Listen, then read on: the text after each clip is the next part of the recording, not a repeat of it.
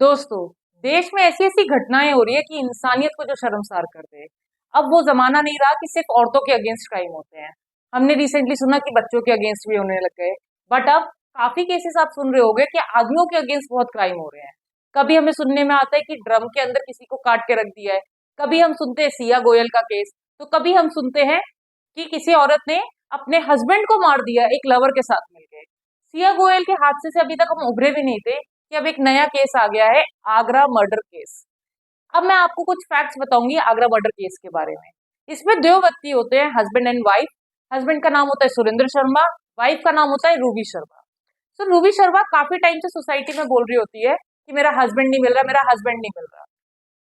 सो husband के नाम मिलते चलते समाज के लोग कहते हैं कि आप why don't you go to police, और पुलिस में आप एक एफआईआर दर्ज करवाइए। एफआईआर दर्ज होती है, पुलिस इन्वेस्टिगेट करना शुरू करती है। तो जो सुरेंद्र शर्मा का भाई है यानी कि रूबी का जेठ, वो कहता है कि मुझे मेरी भाभी पे ही शक है। हो सकता है कि मेरी भाभी ने ही मेरे भाई का मर्डर करा हो। सो पुलिस ऐसे एक्शन में आती है, इन केस को इन्वेस्टिगेट करती है एंड रूबी के घर जाती है।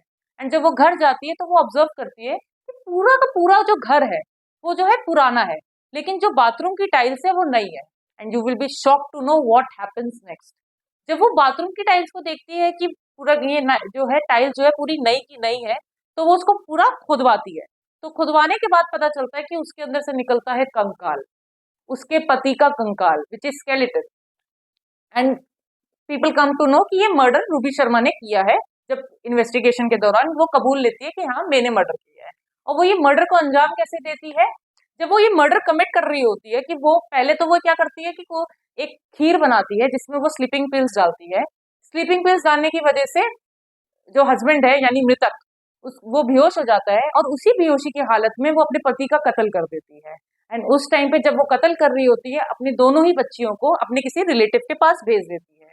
सो कुछ ऐसे ही इंटरेस्टिंग केसेस को जानने के लिए सब्सक्राइब करें माइटी ब्रेन्स को, फॉलो करें, कमेंट करके बताएं कि इस केस में कौन कौन से सेक्शन इन्वॉल्व है।